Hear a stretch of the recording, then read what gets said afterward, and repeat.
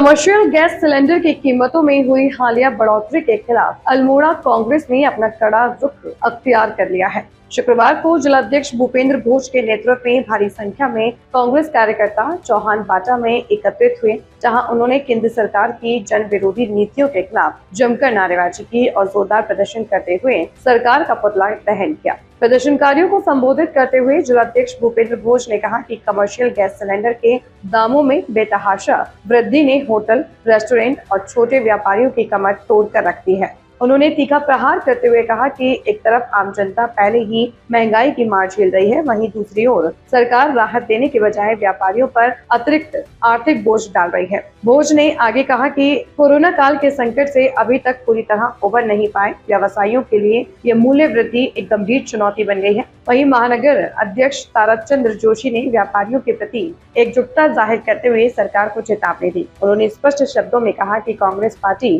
पूरी तरह से होटल, रेस्टोरेंट संचालकों और छोटे व्यापारियों के साथ खड़ी है। उन्होंने सरकार से बढ़ी हुई कीमतों को तत्काल वापस लेने की मांग की और कहा कि यदि जल्द ही राहत नहीं दी गई तो कांग्रेस इस आंदोलन को और अधिक उग्र रूप देगी। इस विरोध प्रदर्शन के दौरान बड़ी संख्या में पार्टी कार्यकर्ता मौजूद रहे, जिन्होंने एकजुट होकर केंद्र की नीतियों के खिलाफ अपना आक्रोश व्यक्त किया।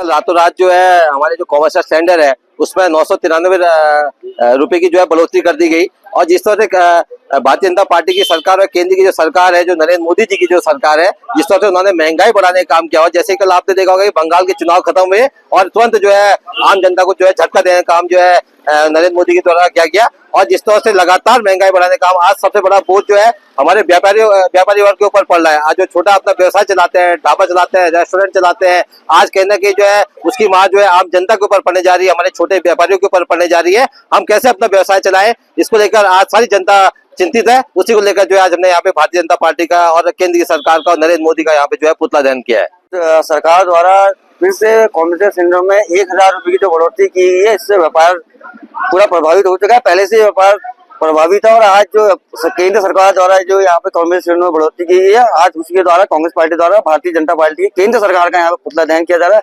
व्यापारी पहले से ही उत्पीड़न में, उनको सिलेंडर नहीं मिल रहा है, कुछ नहीं मिल रहा है, सरकार के लिए सब व्यवस्था है, सारी सिलेंडर मिल रहा है, ऊपर से ऐसा दबाव व्यापारी को पड़ रहा है जिसके तहत आज कांग्रेस पार्टी द्वारा केंद्र सरकार पुतला दहन किया था। सरकार किसी भी वर्ग को नहीं छोड़ने वाली है।